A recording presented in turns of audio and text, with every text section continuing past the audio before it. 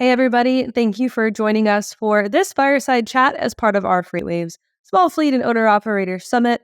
I'm Kaylee Nix here with a very familiar face for the FreightWaves crew, Spencer Tenney from Tenney Group. Spencer, thank you so much for joining us for this fireside chat. Obviously, we know that you are no stranger when it comes to chatting about the mergers and acquisitions space. And I'm grateful to have you here with us as we're going to kind of reframe it in the smaller side. All right. Well, I'm looking forward to it. Thanks for having me, Kaylee. Absolutely. And when it comes to M&A, oftentimes I feel like when we talk about that in the freight space, it's very broad scope and it often applies to these bigger companies that are involved in very large transactions. They're making big deals. They're spending billions on billions of dollars sometimes. And that's because it's headline grabbing, it's big news making, and then oftentimes it moves the stock market. But M&A is just as important when it comes to our smaller fleets, to our owner operators, especially in a down freight cycle. Talk to us a little bit about how you've maybe seen the last year affect any M&A activity on the smaller side of things. Well, first of all, there's been I would say for Q3 and Q4, there was a pronounced slowdown of all activity in the space, largely because of two things: the freight market, and then this accelerated sequencing of interest rate hikes that was unlike anything that we've seen in the last 40 years. So understandably, both buyers and sellers took a wait and see posture, even while the cost of doing business increased dramatically. And so a lot has changed, even in Q1, and that has had a tremendous impact on M&A just through January through the first part of April. So let's touch a little bit on some of those changes that have happened. I feel like a lot of folks entered 2024 with like a 180 done on their attitude, from pessimism to reserved optimism is what I'm going to call it. People went from this quarter after quarter after quarter, and sometimes month after month after month, of seeing the Fed raise interest rates, of people saying, well, we're in a recession, but not really feeling the recession until they looked at their financials, and then saying, well, what are we going to do about it? 2024 happened and it felt like everybody was like, okay, we made it through the worst. Well, let's see what we can do now. What were some of those things that have really marked a change, maybe both in the attitude, but also in the very tangible aspects of where the freight economy sits right now? I think some of it's just acknowledging the realities of how deals get done. There were a lot of folks that needed and wanted to transact, both buyers and sellers, in the back half of 2023, but it was so difficult to, find alignment on valuation and structure when the business was continually changing month over month, given the environment that we were in. And so the biggest change is it sounds oversimplified, but it's not. Just we're in a much more stabilized market. It's not ideal for either party, both in terms of the cost of capital or the freight market for that matter. But when you have pain in a marketplace, you don't need ideal conditions. You just need stable conditions. And that allows both buyers and sellers to work together collaboratively to have a meeting of the minds on both value, structure, transition strategy, and how to take care of shareholders. So for a while, especially in 2022, 2023, some of these big deals we were seeing being made involved freight tech companies, not necessarily the true focus of this particular FreightWaves TV event, but of course important to talk about in the broad scheme of things. Some of those freight tech companies had managed to secure astronomical valuations, in some case overinflated.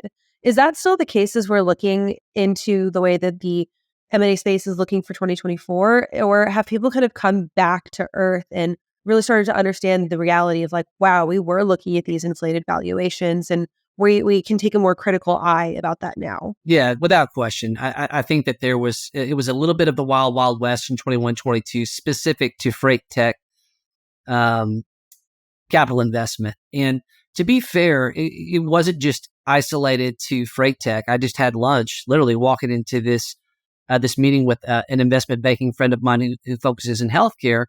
And, during that same period, he talked about how on fire the tech within healthcare had a similar, craze and has since dried up. And I think that's part of what we see in freight tech right now is a much more disciplined approach towards understanding, does this thing have something viable that's sustainable? and it's just much more cautious. Certainly, tech within this space is going to be critical to win the future, but making sure that investors approach this with, a conservative and realistic value approach when they're investing is going to be key to being sustained. So, looking at our small fleets and even some of our owner operators, but more focusing this question on the life cycle of a smaller fleet in this space. Let's call it like 5 to a company with like 50 trucks, just for numbers' sake, right? When we're talking about the way that a down cycle in a freight economy works, we often see a lot of these smaller owner operators, these smaller fleets decide, okay, I'm either going to have to close my doors, I'm going to have to sell my business, or I'm going to have to look at declaring bankruptcy. And for a lot of cases, some of these larger fleets or maybe mid-sized fleets who want to become large see a down freight cycle as an opportunity to acquire drivers or equipment out of these smaller fleets for cheaper. Is that something that we have seen over the last kind of 6 to 9 months? Is that some of these smaller groups are getting snapped up in maybe some minute deals, but we see those mid to larger size fleets starting to capitalize on this down cycle? Where we see the most change, and this happens whenever there's a down cycle, is that your acquirers that typically have a certain kind of floor of the transaction that they'll consider will start going below that just to meet the realities of the marketplace. Because if capital is more expensive, or just the ability to get debt to go facilitate transactions is more limited, then it can often affect the profile in which you think about growing via acquisition.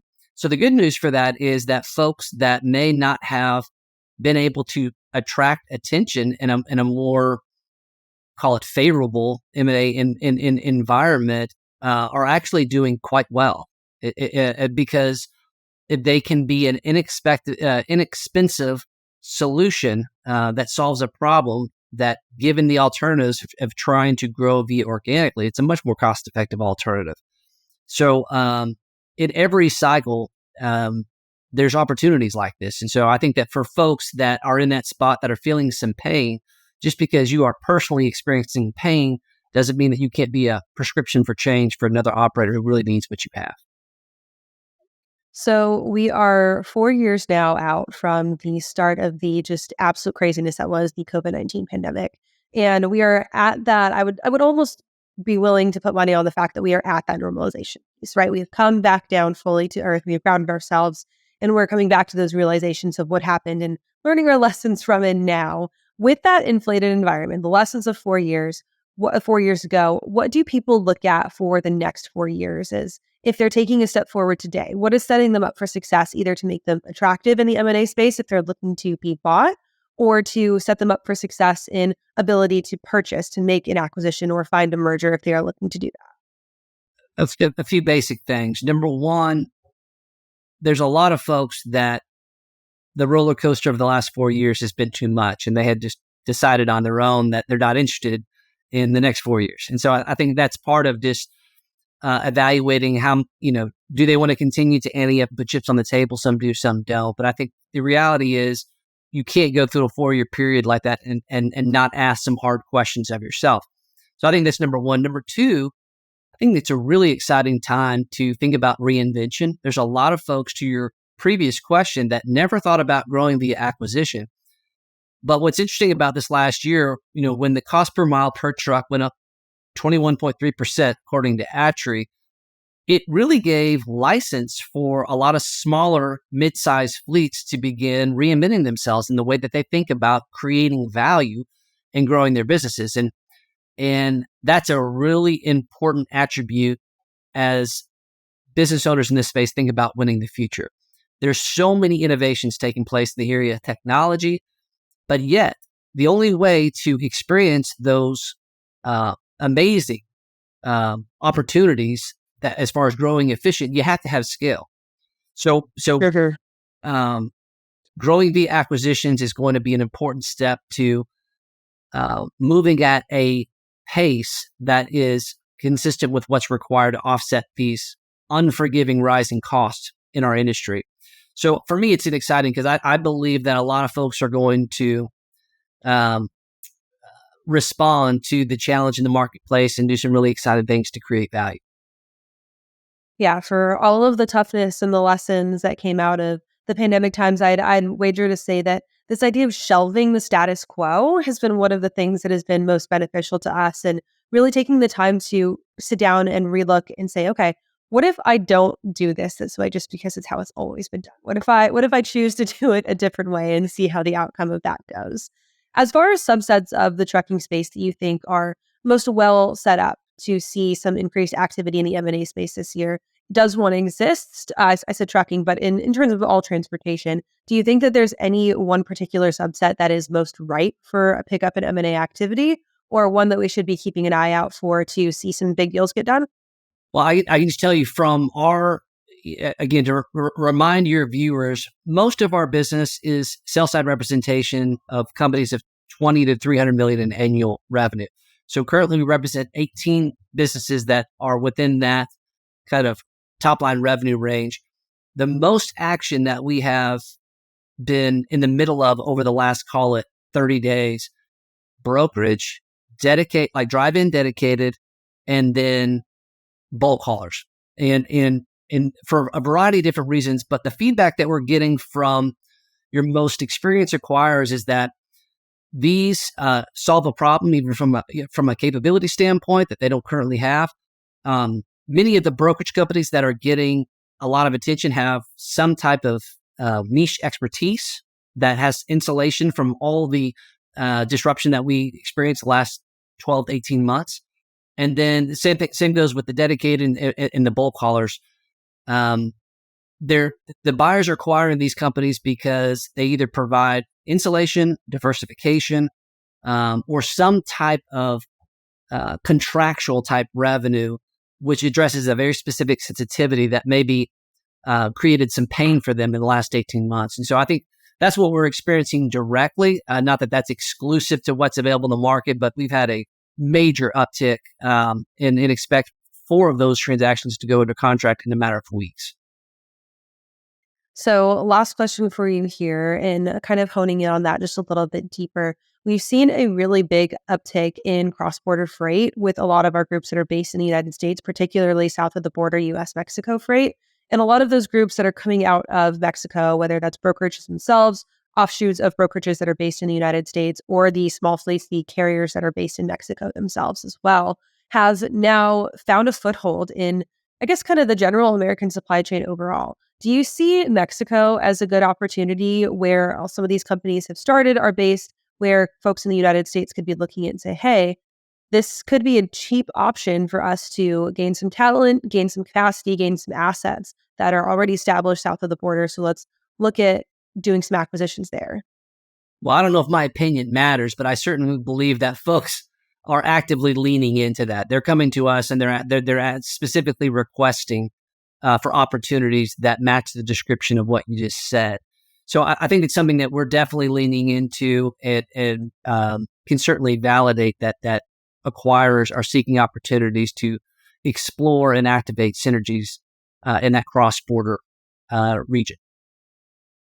It's going to be interesting to watch. Everybody talks about how there's so much opportunity cross-border, not just in the reshoring aspect, but also in this potential M&A space. We know if we take a look down at the border states, Texas, New Mexico, Arizona, California, everything is exploding down there, from brokerages to warehousing to all of the above. So we'll certainly keep an eye on that headed into 2024. Spencer, for folks who want to get in touch with you guys or maybe look at working out some deals through Tenney Group, where can they go to do that?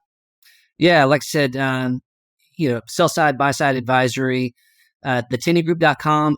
But also I would encourage you, just follow me on LinkedIn. We put a tremendous amount of content out there, try to educate people about the process. That's the best way.